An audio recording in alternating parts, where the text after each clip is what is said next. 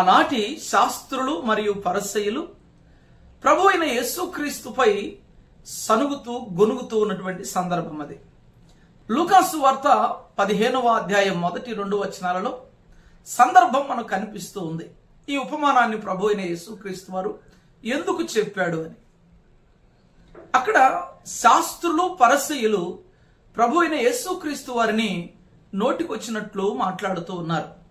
ప్రభు అయిన యేసుక్రీస్తు వారిని చాలా విమర్శిస్తూ ఉన్నారు.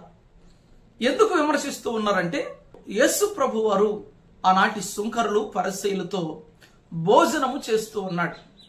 ఆ కారణము చేత ప్రభు అయిన యేసుక్రీస్తు వారిని ఈయన పాపులను చేర్చుకుంటూ ఉన్నాడు, పాపులతో సహవాసం చేస్తూ ఉన్నాడు, పాపులతో సంభాషణ చేస్తూ ఉన్నాడు, పాపులతో భోజనము చేస్తూ ఉన్నాడు. ఈయన దైవ కుమారుడని చెప్పుకుంటూ ఉన్నాడు. మరి దైవ కుమారుడైతే